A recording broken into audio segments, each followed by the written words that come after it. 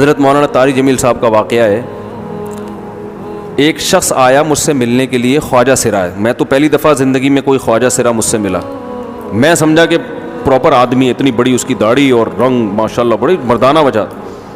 لیکن جب بات چیت کا انداز ہوتا ہے تھوڑا سا وہ ایٹیٹیوڈ سے اندازہ ہو گیا کہ یہ مکمل مرد نہیں ہے. تو اس نے مجھے خود بتا دیا میں خواجہ سرا ہوں. میں نے کہا بھائی ہم سے ملنے کے لیے کیسے آئے آپ، اتنی بڑی داڑھی آپ کی.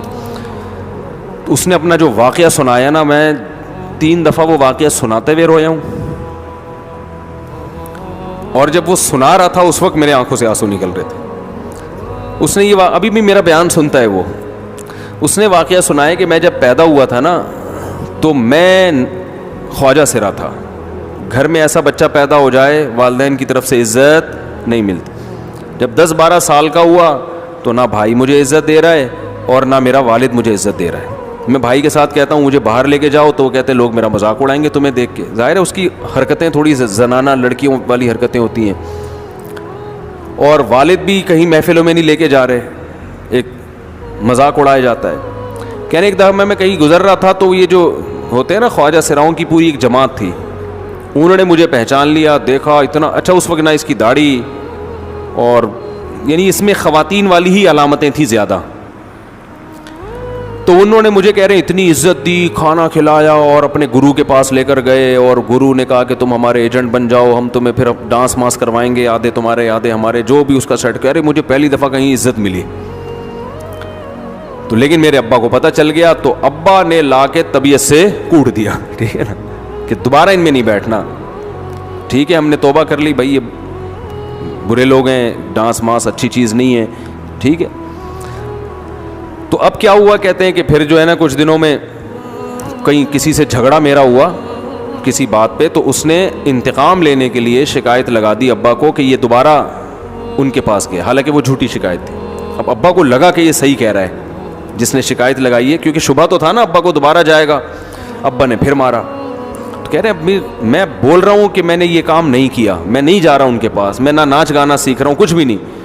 لیکن ابا نے اس کی باتوں میں آ کے انکوائری نہیں کی ہوگی پوری، وہ سمجھے ہوں گے کہ بھئی ایسا ہی ہے. تو ابا نے پھر کٹائی لگائی.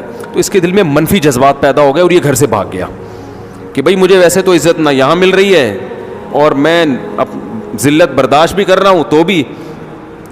کہہ رہے میں وہاں چلا گیا. تو جب میں وہاں گیا ہوں نا خواجہ سراؤں کے ہاں، تو وہی گرو اور ڈانس، اور پھر اس نے مشہور کچھ ایکٹروں کے نام بتائے جن کے ساتھ ہم ڈانس کرتے تھے. اور پیسے آنا شروع ہو گئے، آدھے گرو کی جیب میں آدھے ہماری، اور ہٹو بچوں. لیکن ظاہر ہے یہ کوئی عزت دار راستہ تو نہیں ہے نا.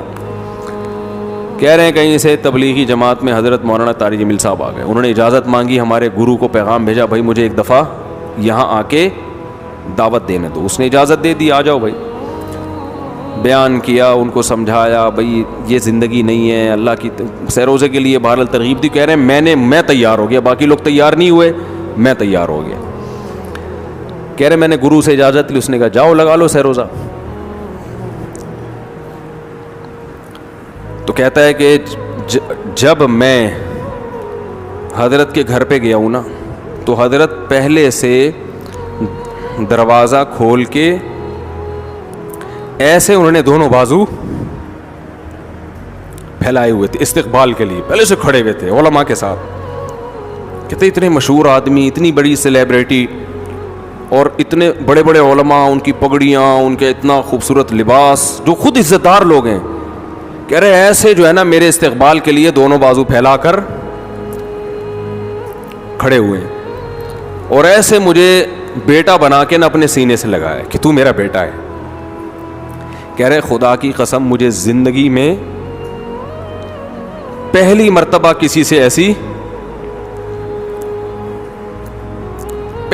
ایسی عزت ملی مجھے کسی سے. اور اس عزت دینے میں مولانا کا کوئی مفاد، بولو بھائی، کچھ بھی، بلکہ ذلت ہو گئی نا. لوگ کہتے ہیں خواجہ سرا کو بیٹا بنایا ہوا ہے، اور اس وقت تو اس میں بیچارے میں کچھ زنانہ سی علامتیں بھی تھیں. تو خواجہ سرا کو کیا دے رہے ہیں؟ عزت دے رہے ہیں. کیا کسی تاجر پہ محنت کرو تو تھوڑا چندہ دے دے گا مدرسے کو، ایسا ہی ہے نا. اور کسی افسر پہ محنت کرو تو تعلقات کیا ہو جائیں گے جب وہ دین پر آئے گا. تو اس سے کیا فائدہ؟ اس کو تو باپ ایسے ان لوگوں کو ریجیکٹ کر دیتے ہیں. بھائی اپنانے سے کہہ رہے مجھے یہ اپنا رہے ہیں. ایسے سینے سے لگایا انہوں نے اور مجھے سہروزے کی جماعت میں اپنے ساتھ لے کر گئے, کھلاتے تھے, بڑا خیال رکھوایا میرا. کہہ رہے اس کے بعد پھر میں نے گرو سے اجازت لی. وہ گرو چھوڑتے تھوڑی, ان کو پیسے ویسے دیے, جان چھڑائی نا, وہ بھی غلامی کی طرح نکلنا پڑتا ہے. پیسے دیے پتہ نہیں کتنے لاکھ یا کتنے ہزار روپے, وہاں سے پھر نکل کے 4 مہینے اس میں بھی خیال کیا. تو پھر تبلیغ کے بزرگوں سے ملا, پھر انہوں نے پورا مجھے بتایا کہ بھائی تم یہ علاج کرو تاکہ تمہارے اندر یہ زنانہ علامتیں ختم ہو. تو وہ علاج کر رہا تھا ماشاءاللہ, اس انجیکشن لگے, انجیکشن میں ڈاکٹروں کی بھی مدد کروائی.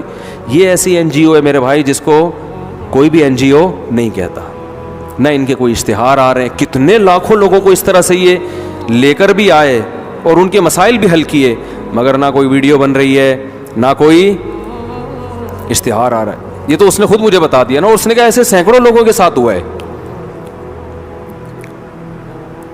تو اس کی ماشاءاللہ اب داڑھی نکل گئی. اس نے کہا آہستہ آہستہ میں اللہ سے امید ہے کہ مکمل مرد بن جاؤں گا میں. تو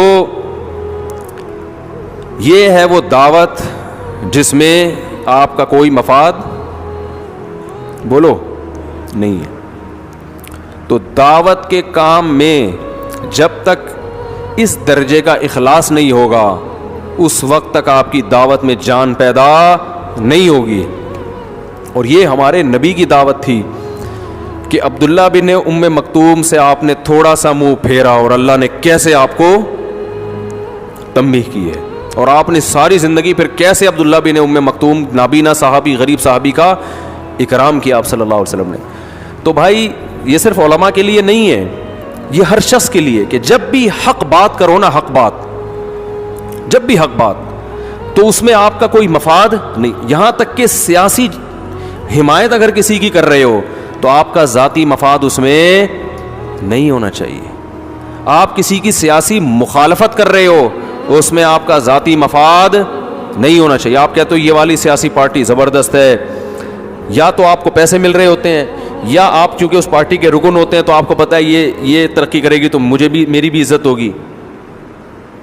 ٹھیک ہے, کسی کو پروموٹ کرنے کے لیے اس کی تعریفیں کرنی پڑتی ہیں جو جائز تعریفیں ہیں, لیکن آپ کا اس میں اگر اس کو پروموٹ بھی کر رہے ہو تو ملک اور قوم کی خیر خواہی کے لیے پھر آپ کریں اس کو پروموٹ. لیکن آج کل ہوتا کیا ہے, اپنا ذاتی مفاد. پھر دیکھو لوگوں کی گالیاں لانتے ہیں کیسی پڑ رہی ہوتی ہیں. میں کہتا ہوں یار ہمیں تو بعض دفعہ ہم سے واقعی غلطی ہوتی ہے, اس پہ جو برا بلا لوگ کہتے ہیں اس سے انسان کو اتنا ڈپریشن میں جاتا ہے. تو اور ان کو تو باقاعدہ ان کی غلطیاں ہو کے بے شمار لعنتیں پڑ رہی ہیں, مگر یہ پھر بھی رات کو بڑے مزے سے خراٹے لے کے سو رہے ہوتے ہیں. حیرت ہو رہی ہوتی ہے مجھے, تو میں دیکھ کے حیران ہوتا ہوں کہ ان کو لوگ کہہ رہے ہوتے ہیں. آج کوئی آیا تھا ملنے میں, اس کو سمجھا رہا تھا, وہ ماشاءاللہ پڑھے لکھے ہیں, کیا نام ہے ان کا یار, وہ ایک مشہور یوٹیوبرز بھی ہیں نا, آج حماد صافی بچہ نہیں ہے ماشاءاللہ, بڑا زبردست ہے. ان سے جو ہے نا وہ ہماری گپ شپ ہوئی تو ریکارڈنگ بھی ہوئی, وہ انشاءاللہ ہم ڈال دیں گے.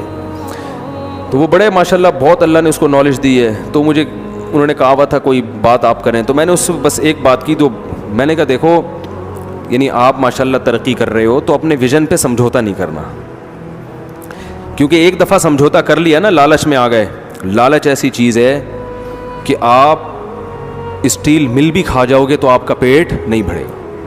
میں نے ان کو بتایا کہ دیکھو اسٹیل کا ایک چمچ کوئی کھا سکتا ہے, آپ کو بھی یہ بتا رہا ہوں, کوئی شخص ہے جو اسٹیل کا ایک چمچ بھی کھا لے, اگر آپ اسٹیل کا ایک چمچ بھی کھا لینا آپ کو الٹیاں ہوں گی, پیٹ خراب, آپ دوبارہ دوسرا چمچ کھانے کی کوشش نہیں کرو گے. مگر ہمارے بعض سیاسی لیڈر ایسے ہیں جو اسٹیل کا ایک چمچ نہیں, اسٹیل کی پوری مل کھا گئے پھر بھی رات کو ہم تو ایک چمچ کھا لیں تو رات کو نیند کم از کم اس دن نہیں آئے گی.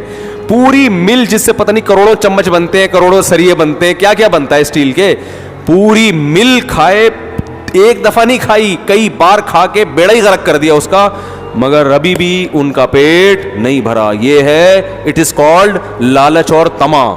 جو آدمی اپنے ویژن پہ سمجھوتا کر لینا پیسوں کے لیے, خدا کی قسم پیسے کے پیچھے بھاگتا رہے گا, پیسہ اس کو تھکا دے گا, جائے گا پیٹ میں, پیٹ نہیں بھرے گا اس کا, اس بیماری کی طرح ہو جائے گا جس میں کھاتے رہو مگر پیٹ نہیں بھرتا. اور جس نے قناعت کر لی نا اس کو اسٹیل مل کا ایک چمچ بھی ہضم نہیں ہوگا, وہ کہے گا بھائی یہ میرے کھانے کی چیز نہیں ہے, وہ جائز چیزیں کھائے گا. تو اس لیے اس قرآن کی آیت سے ہمیں جو سبق ملتا ہے کہ دعوت